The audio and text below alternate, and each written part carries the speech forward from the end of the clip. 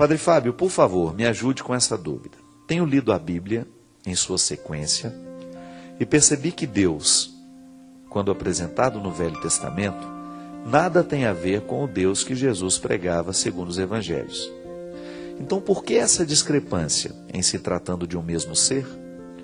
O antigo Deus era tirano, castigador e opressor, enquanto que em suas palavras Jesus sempre nos mostra seu lado misericordioso e amoroso, principalmente com os menos afortunados.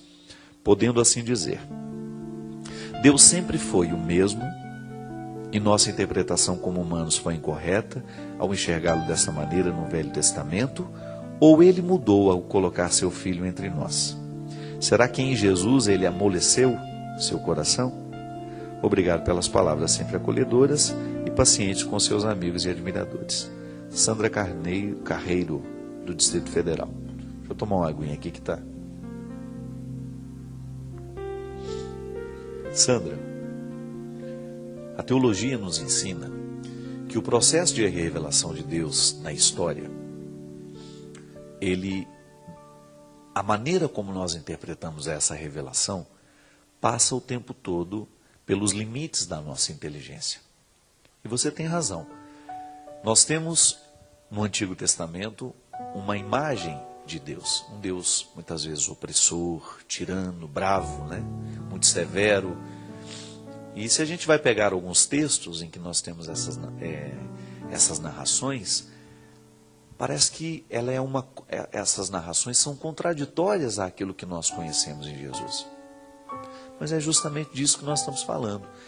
O Antigo Testamento é superado, a visão é aprimorada, porque Jesus nos empresta um novo jeito de interpretar o que é antigo. Jesus é a hermenêutica de Deus. O que é isso? É a partir dele que nós podemos interpretar e conhecer quem Deus é. Por isso que Jesus é a plenitude da revelação. Tudo aquilo que a inteligência humana pôde saber sobre Deus, até o evento Jesus, foi amplamente superado com aquilo que Jesus ensinou. Então veja bem, a inteligência humana, e aí você pega o contexto do judaísmo, né, que é a religião onde Jesus nasceu, tinha uma compreensão de Deus a partir daqueles moldes do Antigo Testamento. E aí você tem ali narrações, discursos, você tem os salmos, sobretudo os salmos. Nos salmos a gente vê um Deus de batalha, um Deus que vai à frente para brigar, para lutar, que é capaz de matar os seus inimigos. Eu tinha um professor de teologia que ele até dizia assim, olha, se a gente, quando eu preciso rezar esses salmos, eu não consigo entrar num clima de oração porque esses salmos me mostram um Deus muito perverso. Mas veja bem, a palavra de Deus, ela está sempre contextualizada no tempo. Ela servia para a compreensão de Deus, a partir daquelas inteligências, daquelas mentalidades. Quando vem Jesus e nos apresenta este Deus terno, este Deus amoroso, não significa que nós vamos jogar fora a Sagrada Escritura antiga e dizer que ela estava errada. Não, nós vamos reconhecer nela o processo através do qual Deus foi se manifestando no mundo. Nós vamos descobrindo a maneira como Deus foi entrando na história, como ele foi sendo revelado, como ele foi acontecendo no tempo e como é que ele chegou ao nosso coração hoje. E nós, de alguma maneira, temos dentro de nós o Antigo e o Novo Testamento sintetizados. Veja bem, nós estamos em 2010, mas muitos de nós ainda foram evangelizados a partir da visão de um Deus cruel, de um Deus vingativo, de um Deus que vigia os erros humanos para poder castigar. As experiências de Deus são diversas. Por quê? Porque Deus depende da nossa inteligência para agir. Não é assim? Ele passa o tempo todo pelos meus significados humanos. E é por isso que a conversão, minha gente, é também um processo de modificação das minhas interpretações. Eu começo a modificar o meu jeito de interpretar as coisas, as situações, as realidades. Por isso que é mudança de mentalidade. Eu sou filho do Novo Testamento. Graças a Deus, as primeiras notícias que eu tive sobre Deus é que Ele me amava. Eu me recordo como se fosse hoje, da minha mãe dizendo isso para mim. Meu filho, Deus ama você. Pode ser que você não tenha tido uma experiência semelhante à minha. Pode ser que você tenha tido a experiência de um Deus vigilante, que ficava o tempo todo olhando para o seu pecado, para aquilo que você estava fazendo de errado. Veja bem, na nossa vida a síntese é sempre interessante. Eu preciso compreender a misericórdia de Deus, mas não posso esquecer do conceito de justiça. Deus é justo. Deus me ama, mas Ele é justo. Significa que quando eu erro, Ele vai agir segundo a sua justiça. Ele me perdoa, mas eu preciso assumir as consequências humanas dos meus erros. Está vendo como Antigo e Novo Testamento podem ser reconciliados numa mesma visão? Seria uma ingenuidade da nossa parte pensar: Deus me ama, então eu não vou precisar assumir as consequências dos meus erros. Porque já que Ele me ama, Ele vai assumir os meus erros por mim. Não é assim? Errado. Trazer o Novo Testamento e o Antigo para essa síntese pessoal significa: eu sou filho da misericórdia, mas eu sei que Deus é justo.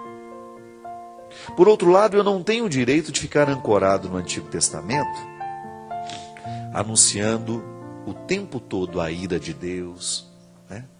E às vezes a gente escuta pregações assim. Deus está sempre irritado na palavra daquele padre ou na palavra daquele pastor, daquele líder religioso.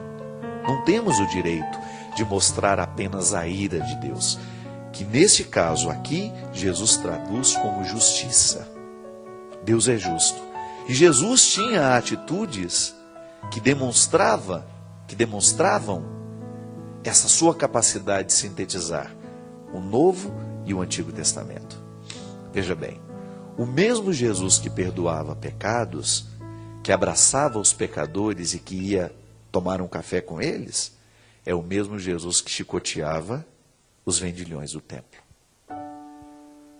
Então em Jesus está sintetizado isso. E nós precisamos sintetizar também, porque a verdadeira experiência de fé, ela tem que nos equilibrar a partir do princípio de justiça e do princípio de amor. Porque senão, nós vamos ficar o tempo todo balançando ora lá, ora cá. E esse balanço não é salutar na nossa vida. Você precisa acreditar na misericórdia de Deus. É direito seu acreditar que Deus lhe ama, que Deus lhe quer bem, que Deus perdoa o seu pecado, mas Ele é justo. Então é obrigação sua, é obrigação minha, que a gente tenha cada vez mais clareza de como devemos viver a nossa vida. O que precisamos escolher?